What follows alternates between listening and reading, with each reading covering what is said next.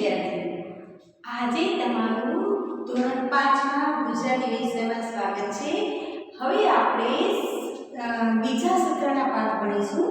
એમાં પ્રથમ કાવ્ય છે ચરણોમાં અને એના કવિ છે યોસેફ મેઘવાલ। તમે બધાને કુદરતીમાં બરાબર ને કુદરતી વાતાવરણમાં ભરવું બધાને બહુ ગમે છે। એમાં સરસ લીલું છવાઈ ગયું હોય તો તમે આ કુદરતી દ્રશ્યો નિહાળવા માટે બહાર દોડી જાઓ છો, ફરવા માટે જાઓ છો કે નહીં? તો આપણે બધાને આવું કુદરતી વાતાવરણ ગમે છે અને કુદરત આપણે કોને ન ગમે? બધાને ગમે। તો તમારા આજે આ કાવ્યમાં આવું જે કુદરતી નિરૂપણ કરતું આપણે સુંદર મજાનું કાવ્ય શીખવાનું છે અને એમાં ઘણા બધા આપણને કેવો આનંદ થાય છે એના વિશે આમાં શીખવાનું છે। તો આપણે બધાને ખાસ કરીને સવારનું વાતાવરણ ગમે છે। એમાં પણ અત્યારે જો શિયાળો ચાલુ થઈ ગયો છે એટલે શિયાળાની સવાર એક આહલાદક હોય છે।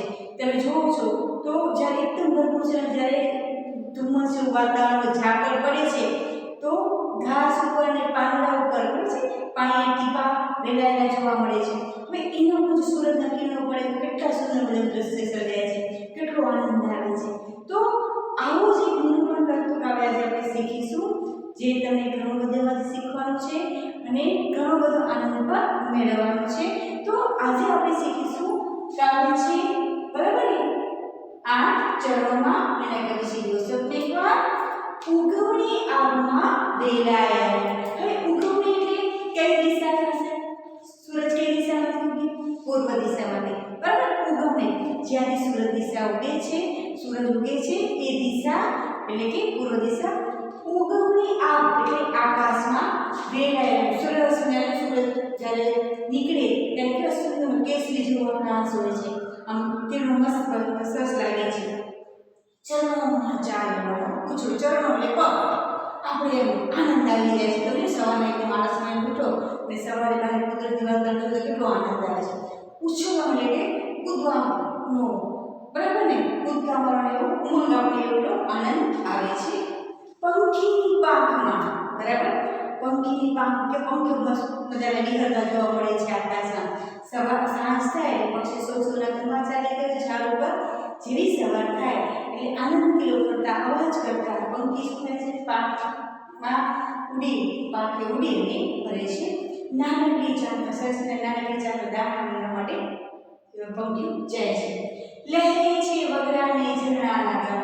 હવે જે વગડું હોય છે, વગડું જે ગામ પૂરું થઈ ગયું હોય અને પછી થોડું વેરા વિસ્તાર આવતો હોય એને વગડું કહેવાય। તો વગડામાં ખાસ કરીને તો શહેરી વિસ્તારમાં નહીં જોવા મળે, તો ગામમાં વગડું જેવું ચાલુ થશે તો પંખીઓના મધુર મજાના કિલ્લર કલરો સંભળાશે। એટલે કે લહેરે છે વગડાને ઝરણાના ગામ, સુંદર મજાના ઝરણાના મસ્ત પાણી વહેતું એવો અવાજ સંભળાય છે। ચોપાસે, ચોપાસે એટલે કે ચારે બાજુ પહાડ નદી ઉભરી મેદાન। હવે તમે જો રાત્રિના અંધકારમાં આપણે પહાડ કે નદી કોઈ દેખાતા નથી, પહાડ પણ દેખાતા નથી, પણ જેવા સૂરજના કિરણો એના પર પડે છે સવારના એટલે સરસ એકદમ સુંદર ચોખ્ખા આપણે પહાડ અને નદી દેખાય છે। રાત્રે નદીનું પાણી ખાલી ખળખળ થોડો અવાજ સંભળાય છે, બાકી સવારે સુંદર મજાનું દેખાય છે। કલ્પનાની દૂર સરી જાઉં એની છે, કલ્પના એટલે આપણે કલ્પના ઉપર કે અહીંયા જાઉં તો આપણે ઘણી બધી કલ્પનાઓ કરીએ છીએ। તો કલ્પનાની દૂર સરી જાઉંની સંગ ચરણોમાં ચાલવાનો ઉછળેવાનો બરાબર, ચરણોમાં ચાલવાનો આપણે ઉમંગ ઉછળે આનંદ આવે છે। હવે આપણે આગળ બીજો ભાગમાં જોઈએ। હવે આપણે જોઈશું દૂર અને પાસમાં, દૂર અને નજીક બરાબર। લીલા ઘાસમાં સુંદર મજાનું ઘાસ પૃથ્વી ઉપર બરાબર ને, ધરતી ઉપર ઘાસ કેટલું લાગે છે સુંદર, લીલું ઘાસ કેટલી મજા આવે। ધરતીની મહેક તો વાયુ ચકચો। હવે ધરતીની મહેક એટલે સુગંધ, ધરતીની સુગંધ પી અને જે વાયુ પવન છે એ પણ મદમસ્ત, ચકચુર એટલે મદમસ્ત બની ગયો છે, આનંદિત થઈ ગયો છે, મંદ મંદ પવન વહી રહ્યો છે, એમાં પણ એક આનંદ ભરાઈ રહ્યો છે। ઝાકળમાં ઝીણેલા કિરણોના સ્વર, આપણે વાત કરીએ ને ઝાકળ પડી હોય, ઝીણા ટીપા કિરણોના સ્વર, ઝીણા જે કિરણો પડશે ટીપા ઉપર એટલે કેવું જાણે સૂર્ય લઈ રહ્યા હોય એવું લાગે છે। શિયાળામાં ખાસ કરીને આવા દ્રશ્યો જોઈશું ઉઠીને કેટલા સરસ લાગે છે, ત્યારે તમારામાંથી ઘણા વિદ્યાર્થીઓને મોડે સુધી સુવાઈ રહ્યો છે એટલે આ કુદરતી સુંદરતા જોઈ શકતા નથી. તો તમે ખાસ આ નિહાળજો અને એક આનંદ પણ લેજો. મન એમાં આરોટી મારી છલક છલક એટલે જાતો કૂદકો મારું ઊંચો કૂદકો મારું, બરાબર. તો આ બધું જોઈ અને મન એમાં જાણે આરોટવાનું છે, ફરવાનું છે અને એક કૂદકા મારવાની ઈચ્છા થાય છે. મારી છલક એક કૂદકો મારવાની માં ઈચ્છા થાય છે. ચરણોમાં ચાલવાનો ઉછળે નહીં, બરાબર. આ બધું જોઈને ચરણોમાં એક અલગ જ આનંદ આવી છે. સુંદર મજાનું કુદરતી દ્રશ્ય તમે જો કોઈ જગ્યાએ સવારમાં ફરવા જશો અને સુંદર મજાનું દ્રશ્ય કેટલો આનંદ આવે, તમારા ચહેરા ઉપર પણ આનંદ આવી જાય છે.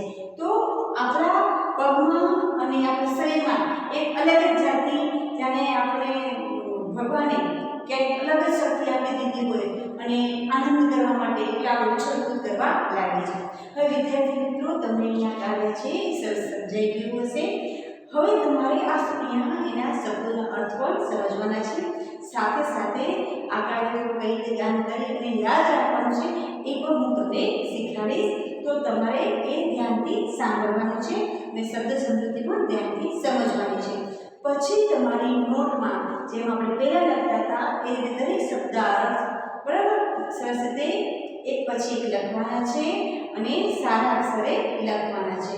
તો વિદ્યાર્થી મિત્રો આપણે કાવ્યનું કામ કરીએ. આપણે સૌ પ્રથમ બરાબર કાવ્યમાં ચરણોમાં બરાબર એના કવિનો એકવાર પરિચય મેળવી લઈએ. મેં તમને કાવ્ય સમજાવ્યું તો તમને તે યાદ પણ રહી ગયું હશે, પણ અહીં હું તમને કવિનો પરિચય આપું છું અને કવિનું ચિત્ર પણ બતાવું છું જેથી તમે કવિને ઓળખી શકો. તો કવિનું નામ શું છે? યોસેફ મેઘવાણ, બરાબર. એનો જન્મ 20/12/1940 થયો હતો. જન્મસ્થળ ક્યાં છે? અમદાવાદ. અને વતન ક્યાં? માલવાડા, બરાબર. તાલુકો માતર, જિલ્લો ખેડા. કવિ શ્રી યોસેફ મેઘવાણ અમદાવાદમાં આવેલી ચીમનલાલ નગીનદાસ વિદ્યાલયના શિક્ષક હતા. તેમણે સ્વગત અને સૂરજનો હાર જેવા કાવ્ય સંગ્રહો તથા અલખના અવસર જેવા ગીત ગઝલ સંગ્રહો આપ્યા છે. આ ઉપરાંત તેમણે ડિંગ ડોંગ, પમરાટ, કલરવ જેવા બાળ કાવ્ય સંગ્રહો પણ આપ્યા છે, જેને કારણે એમને વર્ષ 2013માં કુમાર સુવર્ણચંદ્રક પુરસ્કાર મળ્યો છે. ચરણોમાં એ ઉર્મી ગીતમાં કવિએ કુદરતની સુંદરતા અને તાજગીનો અનુભવ આપણા સુધી પહોંચાડવાનો પ્રયત્ન કર્યો છે. તો વિદ્યાર્થી મિત્રો અહીંયા તમે કવિનો સુંદર પરિચય મેળવી લીધો છે, બરાબર. પછી આપણે કાવ્યમાં સમજ પણ મેળવી હતી. હવે આપણે આગળ જોઈએ કે કાવ્યમાં આખા કાવ્યમાં શું કહી ગયા છે તે પણ એકવાર જાણી લઈએ. તો ચરણોમાં છે એના કવિ છે યોસેફ મેઘવાણ. આ કાવ્યમાં ઉઘડતા પ્રભાત વેળાના કુદરતી વાતાવરણનું અસરકારક નિરૂપણ કરવામાં આવ્યું છે. કવિએ કુદરતની સુંદરતા અને તાજગીનો અનુભવ આપણા સુધી પહોંચાડવાનો પ્રયત્ન કર્યો છે, બરાબર. કવિએ શું કર્યું છે? કુદરતની સુંદરતા અને તાજગીનો અનુભવ આપણા સુધી પહોંચાડવાનો શું કર્યું છે? પ્રયત્ન કર્યો છે. હવે આપણે એકવાર સુંદર રીતે કાવ્યનું એકવાર પઠન કરી લેશું. શબ્દો મારી સાથે વાંચી લેજો, જાણી લેજો, જેથી તમને તે યાદ રહી જાય. ઉગમણી આભમાં રેલાયા રંગ, ચરણોમાં ચાલવાનો ઉછળે ઉમંગ, પંખીની પાંખમાં નાનકડી ચાંચમાં લહેરે છે વગડાને ચરણાના ગાન, ચોપાસે પહાડ નથી ઉગડે મેદાન, કલ્પનાને દોર સરી જાઉં એની સંગ, ચરણોમાં ચાલવાનો ઉછળે ઉમંગ. જો અહીંયા આપણે કાવ્ય છે, બરાબર, સરસ રીતે પઠન કર્યું, વાંચ્યું અને આના અર્થ પણ મેં તમને સમજાવી દીધા હતા. ઉગમણે એટલે જ્યાંથી સૂરજ ઉગે છે એ દિશા, બરાબર. આપ એટલે આકાશ. દૂર અને પાસમાં લીલેરા ઘાસમાં ધરતીની મહેક પીતો વાયુ ચકચૂર, ઝાકળમાં ઝીણેરા કિરણોના સૂર, મન એમાં આળોટે મારી છલંગ, ચરણોમાં ચાલવાનો ઉછળે ઉમંગ. બરાબર. અહીંયા જો કેવા બાળકો છે, આનંદિત થઈ ગયા છે. બરાબર ને, સવારનું સુંદર દ્રશ્ય જોઈ અને દરેકે દરેક વ્યક્તિ, કારણ કે આપણે આખી રાત નિંદર કરી અને એકદમ ફ્રેશ થઈ ગયા હોઈએ એટલે આપણે સવારે એક આનંદિત થઈ જઈએ. એટલે બાળકો સવારનું એક તો આવું સુંદર મજાનું દ્રશ્ય જોઈ આનંદિત થઈ ઉઠે છે અને એમને નાચવા કૂદવાનું મન થાય છે. હવે વિદ્યાર્થી મિત્રો, આપણે અહીંયા શબ્દની સમજૂતી મેળવીશું. તમને પાઠ દરમિયાન જે અઘરા શબ્દો આવી ગયા હોય તે આપણે જોવાના છે.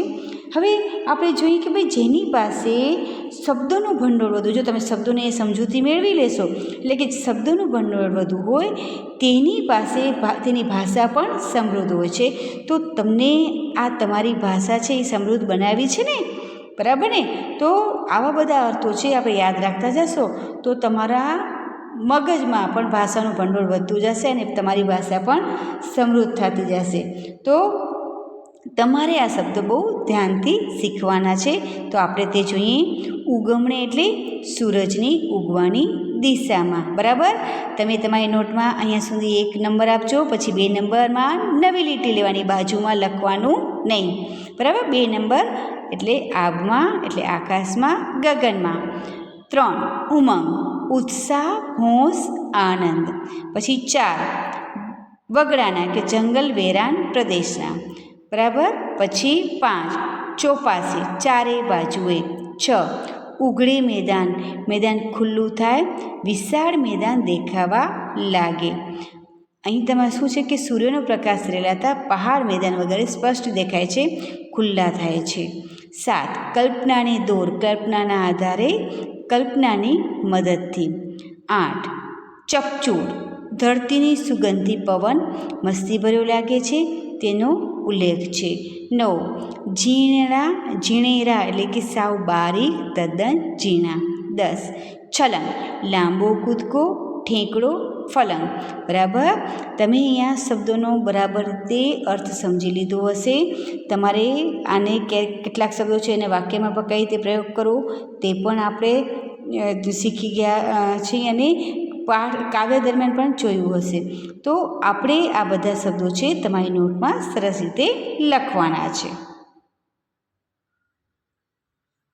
હવે આપણે શું કરશું? કવિતાનું ગાન કરશું, જેથી તમને તે કવિતા યાદ રહી જાય અને તમે સુંદર રીતે કવિતા તમારી રજૂ કરી શકો. તો આપણે જોઈએ. ઉગમણે આભમાં રેલાયા રંગ, ચરણોમાં ચાલવાનો ઉછળે ઉમંગ. ઉગમણે આભમાં રેલાયા રંગ, ચરણોમાં ચાલવાનો ઉછળે ઉમંગ. પંખીની પાંખમાં નાનકડી ચાંચમાં, પંખીની પાંખમાં નાનકડી ચાંચમાં, લહેરે છે વગડાને ઝરણાના ગાન. ચોપાસે પહાડ નદી ઉઘડે મેદાન, કલ્પનાને દોર સરી જાઉં એની સંગ. ચરણોમાં ચાલવાનો ઉછળે ઉમંગ. દૂર અને પાસમાં લીલેરા ઘાસમાં, ધરતીની મહેક પીતો વાયુ ચકચૂર. દૂર અને પાસમાં લીલેરા ઘાસમાં, ધરતીની મહેક પીતો વાયુ ચકચૂર. ઝાકળમાં ઝીણેરા કિરણોના સૂર, ઝાકળમાં ઝીણેરા કિરણોના સૂર. મન એમાં આળોટે મારી છલંગ, મન એમાં આળોટે મારી છલંગ. ચરણોમાં ચાલવાનો ઉછળે ઉમંગ, ચરણોમાં ચાલવાનો ઉછળે ઉમંગ. વિદ્યાર્થી મિત્રો, આપણી પાસે મ્યુઝિક નથી, પણ આપણે સાદી રીતે અને સરળ રીતે તમને યાદ રહી જાય એ રીતે ગાયું છે અને તમે થોડો એ રીતે પ્રયત્ન પણ કરજો. ખાસ કહીને આ કાવ્ય જો ગુનગુનાવી તમારી રીતે પણ તમે અલગ રાખથી પણ તમે તૈયાર કરી શકો છો. પણ કહેવાનો અર્થ એ છે કે તમને આ કાવ્ય યાદ રહી જવું જોઈએ. બરાબર ને? તો આ કાવ્ય યાદ રાખી લેશો ને તો સુંદર મજાનું અત્યારથી જ આ કાવ્ય છે બરાબર, તમે યાદ રાખી લેજો અને પાકું કરી લેજો. તો વિદ્યાર્થી મિત્રો, અહીં આપણું આ પ્રથમ પ્રકરણ, બરાબર, સેકન્ડ સેમેસ્ટરનું આ પ્રથમ પ્રકરણ, બરાબર, ચરણોમાં છે પૂર્ણ થાય છે અને તમે સુંદર રીતે એની સમજ મેળવી હશે. તો નમસ્કાર વિદ્યાર્થી મિત્રો.